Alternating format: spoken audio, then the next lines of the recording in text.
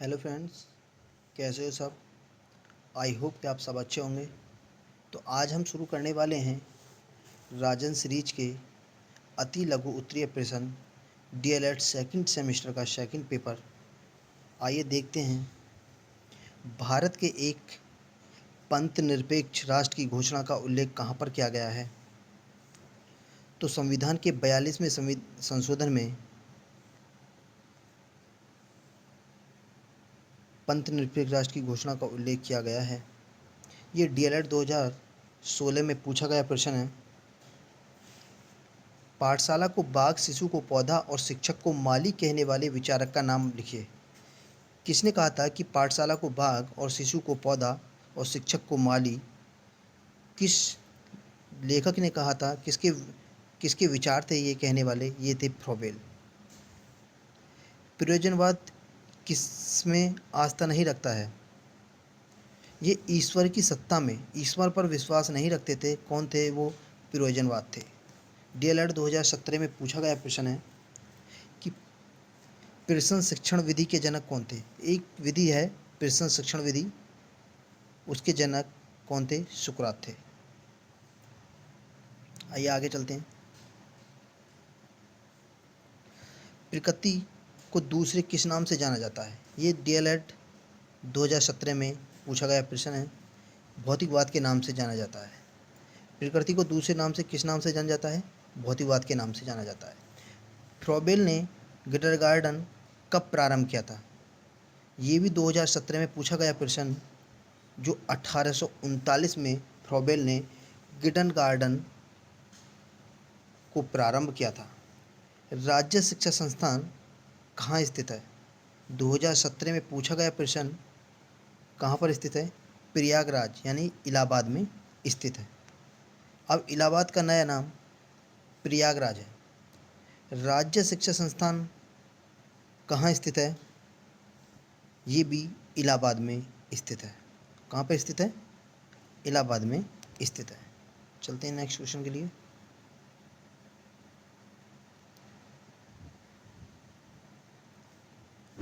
राज्य शिक्षा संस्थान कहाँ स्थित है? राज्य शिक्षा संस्थान की बात करें तो ये वाराणसी, उत्तर प्रदेश में स्थित है। आंग्ल भाषा शिक्षण संस्थान कहाँ स्थित है? आंग्ल भाषा शिक्षण संस्थान की बात करें तो इलाहाबाद यानी प्रयागराज में स्थित है। राज्य शैक्षिक तकनीकी संस्थान कहाँ स्थित है? राज्य शैक्षिक तकनीकी संस्थान लखनऊ में स्थित है। राज्य परियोजना कार्यालय कहाँ स्थित है? ये लखनऊ में स्थित है। राज्य परियोजना कार्यालय लखनऊ में स्थित है। राज्य शैक्षिक संस्थान तकनीकी लखनऊ में स्थित है। और आंग्ल भाषा शिक्षण संस्थान ये इलाहाबाद में स्थित है। और राज्य शिक्षा संस्थान की बात करें तो ये वाराणसी में स्थित है।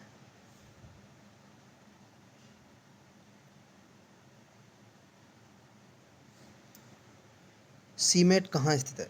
सीमेट कहाँ है? ये इलाहाबाद, जिसे हम प्रयागराज के नाम से जानते हैं, स्थित है। और सीमेट की स्थापना या इसका गठन 1995 ईस्वी में हुआ था। उच्च अध्ययन शिक्षा संस्थान कहाँ स्थित है? ये इलाहाबाद, प्रयागराज में स्थित है। NCERT, जिसको कहते हैं state counselling of education research and training, इसके पूरा नाम है ये। हिंदी में इसका नाम है राज्य शैक्षिक अनुसंधान और प्रशिक्षण परिषद। इसके गठन की बात करें NCERT की तो 1988 में इसका गठन किया गया था। राष्ट्रीय शैक्षिक अनुसंधान और प्रशिक्षण परिषद का गठन कितने में किया गया था? 1961 में इसका गठन किया गया था। एक है state counselling of education research and training, इसकी गठन 1988 में। और एक है national counselling of education research and training. इसकी स्थापना, इसका गठन 1961 में किया गया था। महत्वपूर्ण प्रश्न है, ध्यान रखिएगा। आगे चलते हैं। डीएलएड 2020 में पूछा गया प्रश्न है, मिड डे मील योजना को स्पष्ट कीजिए। मिड डे मील योजना क्या होती है? इसी को हम पोषण योजना के नाम से भी जाना जाता है। इसको मिड डे मील योजना इसलिए चलाई गई थी, जो दुर्बल एवं वंचित परिवार के बच्चे हैं, जिनके माँ बाप या अभिभावक 2 वक्त का भोजन जुटा नहीं पाते हैं, उनके लिए मिड डे मील योजना प्रारंभ की गई थी। देखिएगा, शिक्षा में सबको समान अवसरों की उपलब्धता सुनिश्चित करने हेतु समाज अत्यंत दुर्बल वंचित वर्ग के बच्चों को, जहां अभिभावकों के लिए 2 वक्त का पूरा भोजन जुटाना परिवार के लिए मुश्किल होता है, ऐसे बच्चों को विद्यालयों में आकर्षित करने हेतु सरकार द्वारा मध्याह्न भोजन योजना संचालित की गई थी।